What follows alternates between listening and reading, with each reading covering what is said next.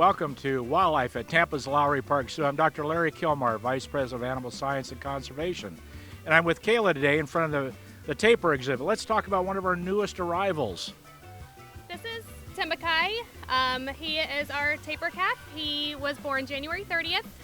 He was about 20 pounds when he was born, and at around 2 months, he was about 105 pounds. Wow. Growing fast. Growing fast. Well, part of our protocol is to keep him behind the scenes until he reaches a certain age, and we'll have him on exhibit. Now on exhibit for you to see when you come to the zoo. But this is an endangered species, one of the few breeding pairs of tapirs in the country. And this is a unique animal. It lives in a family that's closely related to rhinos, called Perissodactyla, which means odd-toed. And so if you were to look at their front feet and back feet, you'll notice they only have 3 toes. And so a very interesting animal, lives in semi-shady, semi-tropical environment, enjoys water. In fact, they'll use our pool a lot, won't they? Yes, they do. You will find them in their pools very often, swimming, playing around. They really enjoy it. And now they're born, they look like a watermelon. They have little spots and stripes all over them. And then as they age, at about that 2 to 4 month period, you'll start to see that black and white saddleback look, as we call it. So this is Malayan tapir, one of the few species that is in huge trouble in tapir family, and one that we've proudly had several reproductions here at Tampa's Lowry Park Zoo. So when you come into the zoo, just go slightly to your left as you come up the main thoroughfare, and you'll see the Malayan tapir.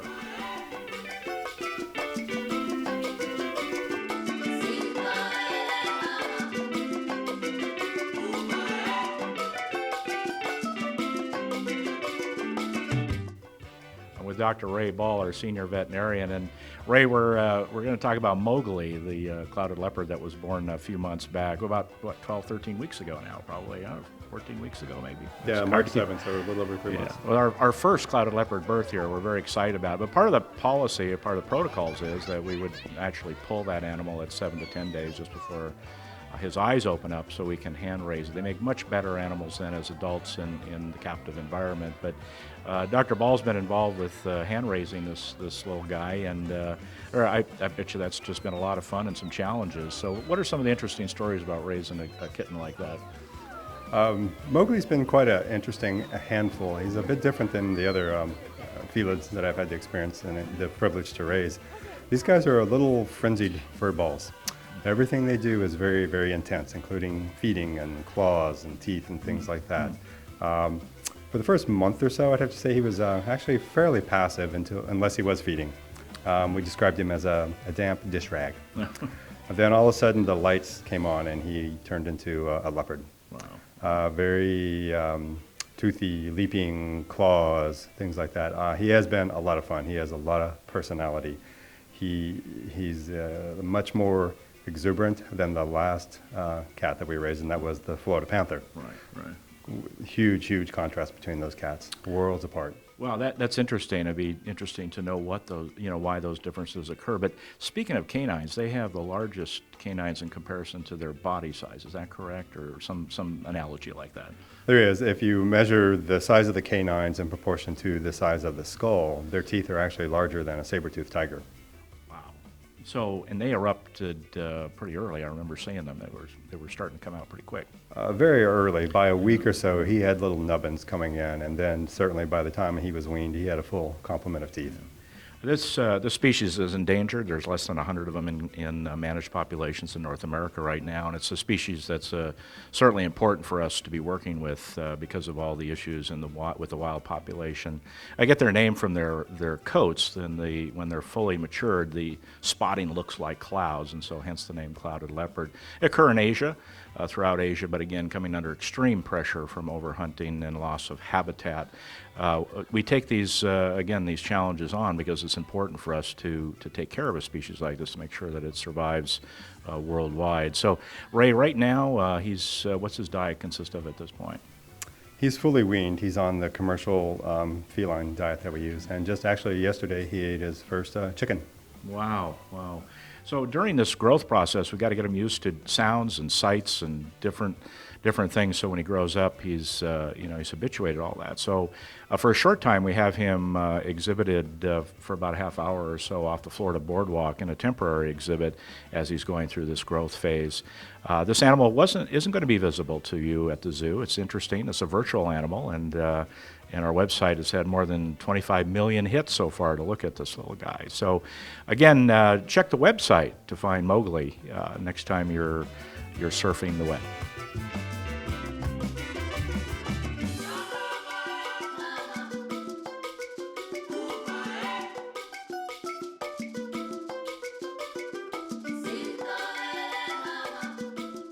Well, we have a special treat today. You're looking at a young female common chimpanzee that is here being hand-raised at the moment and eventually be joined with one of our adult female chimps who's a surrogate female. And I'm with Leanne right now, who can give us a little history behind. Kiva is 3 months old today. She came to us from the Baltimore Zoo in Maryland.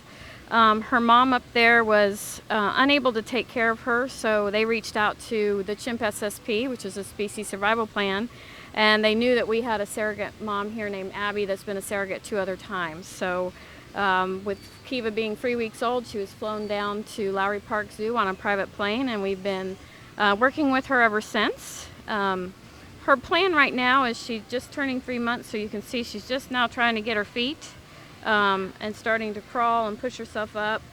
We'll work with her for a couple more months, and then we'll do the introduction with Abby. The only reason we're holding off right now is she needs to be able to be mobile to come over to us for a bottle. Obviously, Abby isn't nursing and doesn't have milk. Well, this is a significant event in the zoo industry, and certainly when we have orphans like this or females that won't take care of their young, we can certainly help with that process. Now, the important thing is that our staff here has that unique expertise to be able to do this during this very important developmental period of time.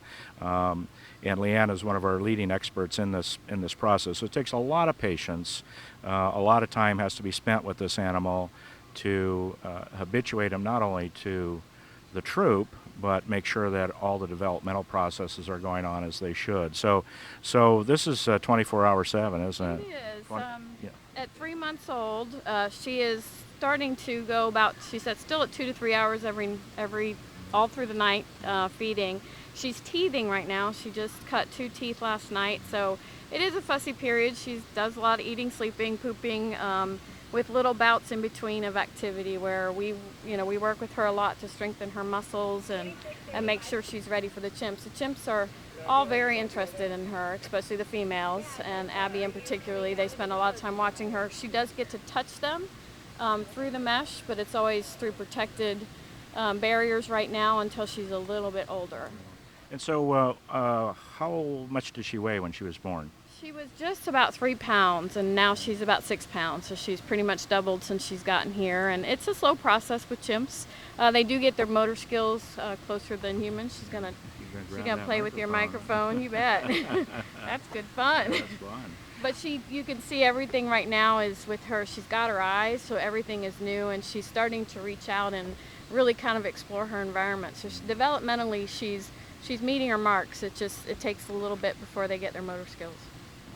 Again, something that requires a great deal of time and skill, so that the ultimate goal here is that Kiva is a successful part of this troop when she is joined with the troop. So be very careful with minimal human contact other than the professional staff. Now, this animal is located behind our exhibit right now for this habituation period, so the chimps see. We're also helping the chimps understand what's going on here as well. And then we'll know when that time is to introduce to the surrogate female, and that's always the tricky part, isn't it? Yeah, every baby's different. We really watch the signs. I mean, she's starting to reach out to the chimps a little bit. She's starting to focus in on individual faces. So I think she'll tell us when she's ready. And usually it's anywhere between, I would say, 4 to 6 months is our window. The most important part for us is that she gets with the mom as early as possible. Right. Because she needs to be raised by the chimps. Baby chimpanzees learn everything from their mother. So her being raised by humans is not ideal. It's something it's necessary right now, but our whole goal is to get her with the chimps, and then she can learn how to be a chimpanzee from them. Now, this is all in support of the species survival plan for chimps in North America, and we are one of the few institutions that's called upon to do this, and so we were certainly ready for the challenge. So again, you won't be able to see this animal. There's a sign out in front of the exhibit right now, but later on this summer we hope to have her together with the adults. So if you're visiting the zoo in early fall, I'm sure you'll see Kiva out there with the troop.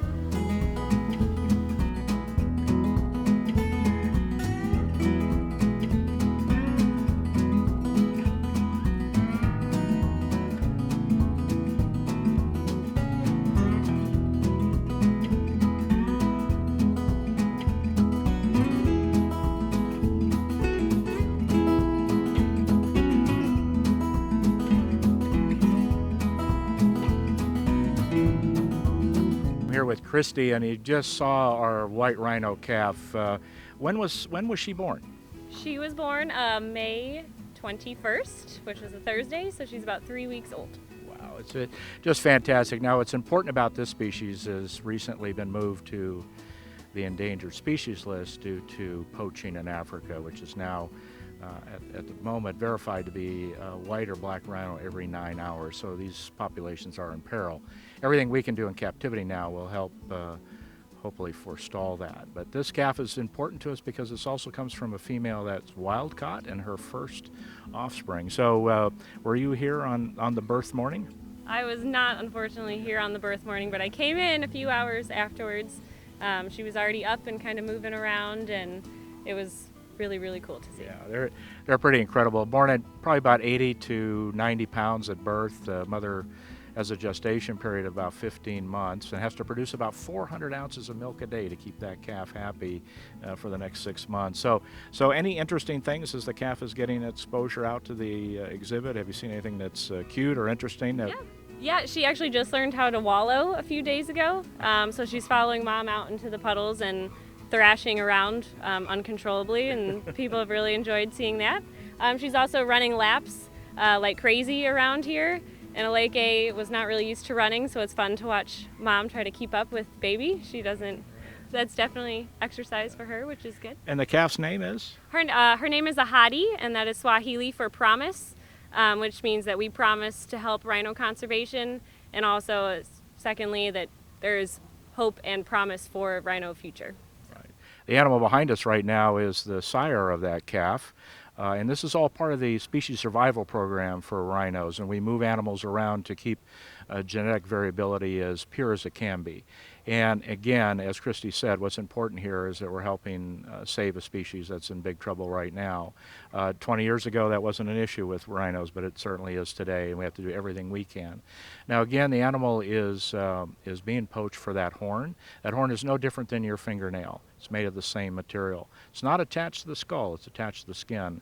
Animal does not have to be killed for that, but that's not what happens when these animals are poached. So it's a very serious issue, one that we keep our eyes on in North America and Europe, make sure we keep our populations producing as best they can. So next time you're at Lowry Park and you have to take the tram out or go out to Africa and take a look at our latest rhino arrival.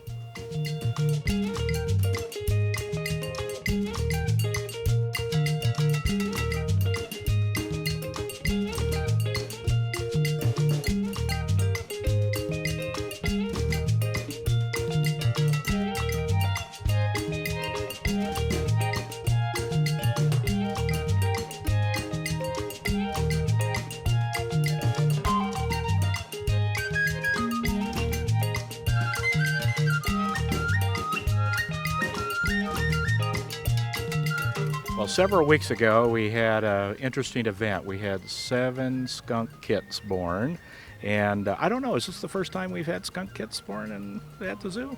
It is not. We have had one litter before, but it was several years ago. So this is a new pair that we got, and so we're pretty excited that we have them. I'm here with Molly, who has the good fortune of taking care of these little stinkers, as we call them. So they're fully intact. In fact, you could smell them right now. If we had smell-o-vision, you'd be able to smell them right now. And so they're, how old are they right now? They're about 6 weeks old. They were born May 2nd. Okay, and they open up their eyes at about 3 weeks, right? And so a litter of 7 is pretty much a normal size. And how much did they weigh when they were born?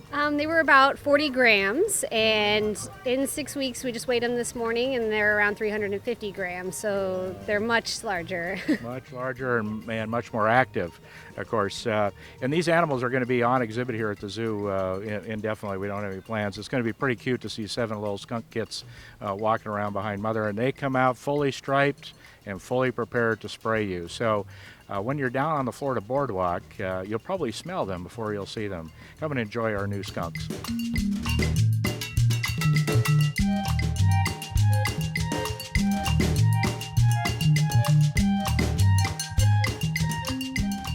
Thank you for joining us today on Wildlife at Tampa's Lowry Park Zoo. As you can see, there's always something new, different, and exciting at the zoo.